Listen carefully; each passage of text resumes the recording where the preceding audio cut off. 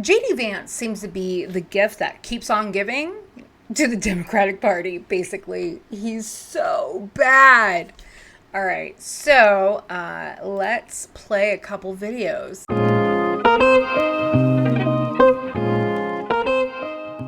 To politics now. Chuck Schumer is calling on former President Trump to pick a new running mate. The Senate Majority Leader says picking J.D. Vance is one of the best things Trump has ever done for Democrats.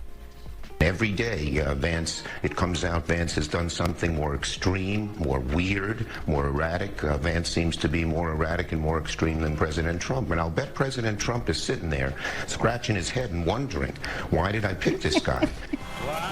Yeah. Well, Schumer also reminded Trump that he has 10 days until the Ohio ballot is locked in, so he needs to act now.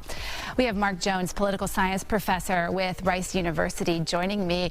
Morning to you, Mark. I guess the big question is, can Trump replace J.D. Vance if he so chooses to do that?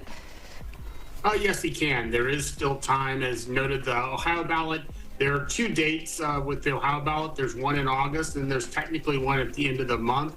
But just to be on the safe side, if Donald Trump wants to replace J.D. Vance, it would be best to do so within the next week.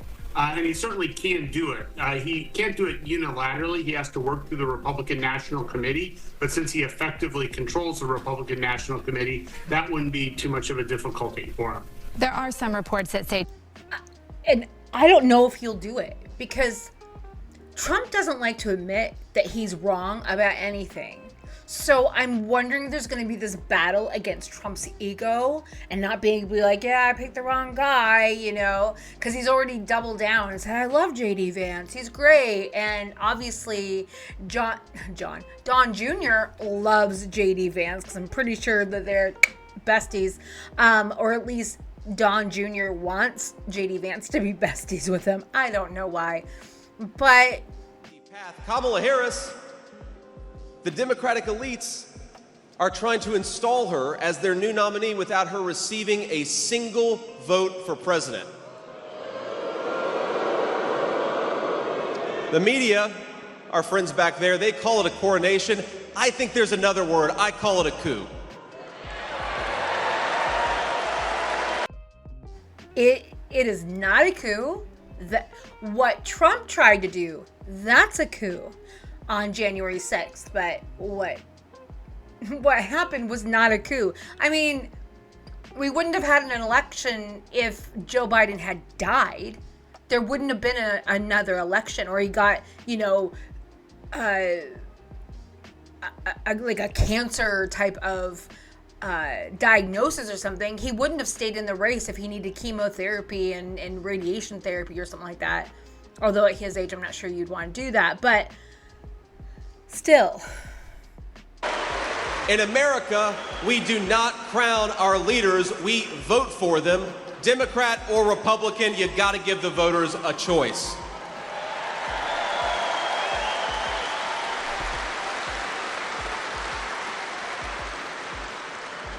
But if there's one thing we've learned about Kamala Harris, it's that she has a hard time winning votes because she's too extreme even for the Democrat Party.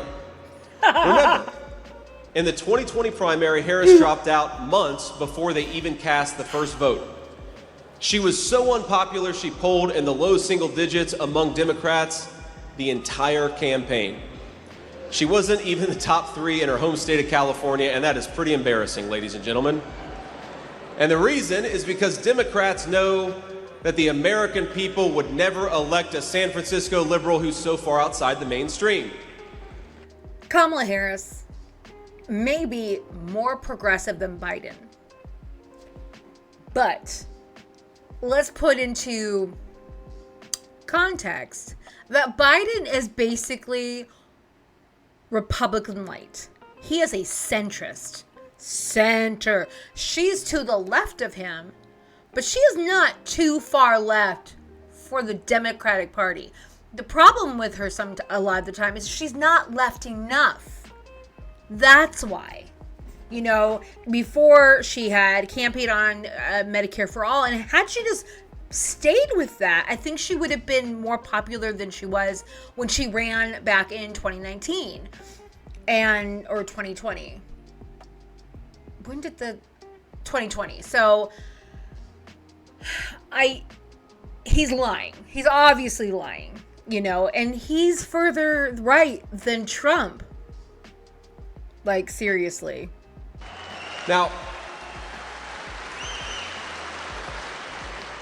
we've got to give some credit to our Democrat friends because they were right in 2020. The American people are never going to elect a wacky, out-of-touch San Francisco liberal like Kamala Harris.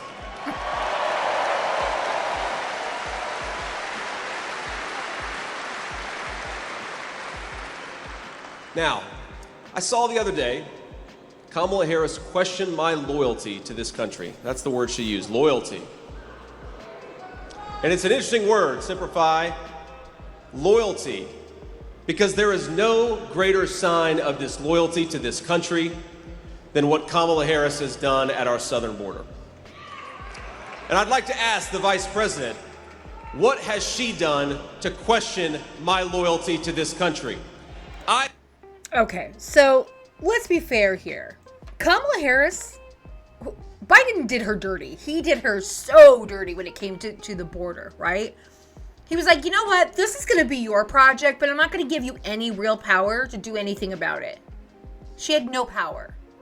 The vice president is largely a symbolic job, right? You're the runner-up.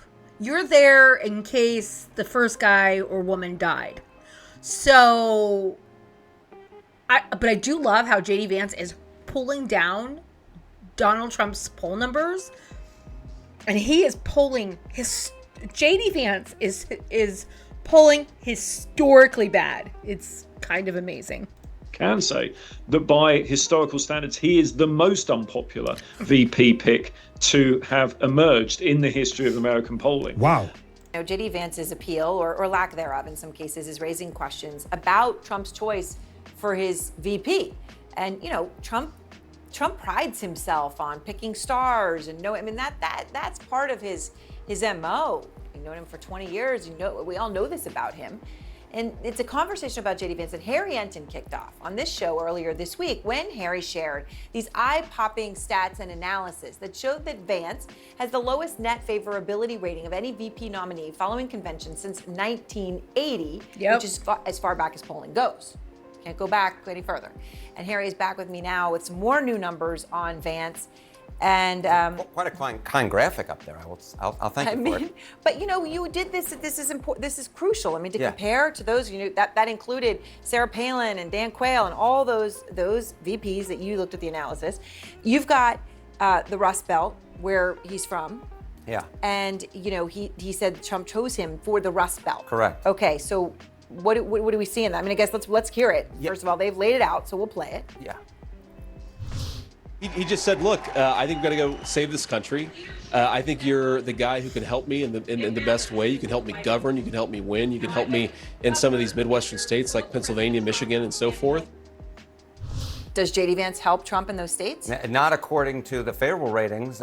His favorable rating is below 30%. His unfavorable rating is up above 40%. That creates a net favorability rating of minus 16 points. He does worse in his home region at minus 16 points than he does in the average of all polls, which is a minus 5. Earlier when Vance was like, she polls worse in her state than she does anywhere, well, polls bad in her own state.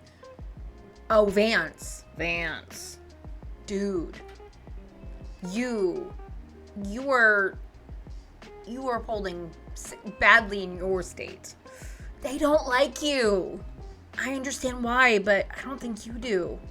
5-point net favorability rating. So the people who know him best, the region that knows him best, they like him even less than America likes him. And of course, as you pointed out, again in that kind intro, is he is historically unpopular for a VP nominee coming out of his first convention as the VP. All right, so let's specifically look at some former Republican vice presidential candidates. What do you see? Yeah, you mentioned Sarah Palin. How about Dan Quayle as well? These are two folks who I think most people remember as not being particularly popular. The amazing thing was coming out of their conventions, they actually were pretty popular. Quayle with a plus 15-point net favorability rating. Sarah Palin with a plus 26-point net favorability rating. Again, Vance at minus 5 points is just off. I just want to pause it there.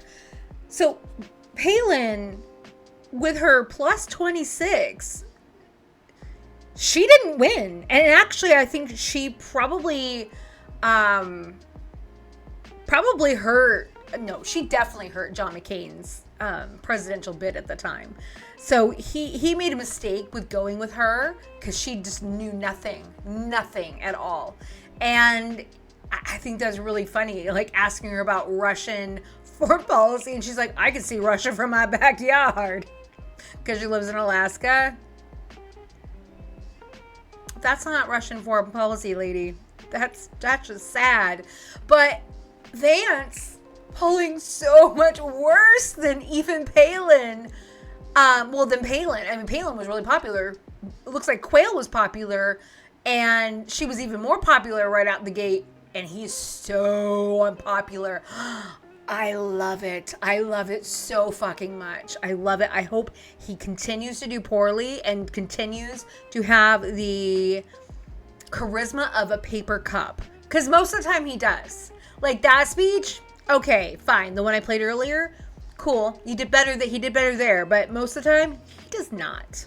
The charts and falling off the chart in the wrong direction, not up above the chart, but down below the chart. The fact is, he is historically unpopular, even more so than VP nominees, who of course went on to infamy, at least in terms. Well, I mean, right. So you look at what happened to those two, and they plunged. You know, some may say, well, maybe there's nowhere to go but up for Vance, but in margins, that's not true. It can get worse. It can get definitely just don't know which way it will go.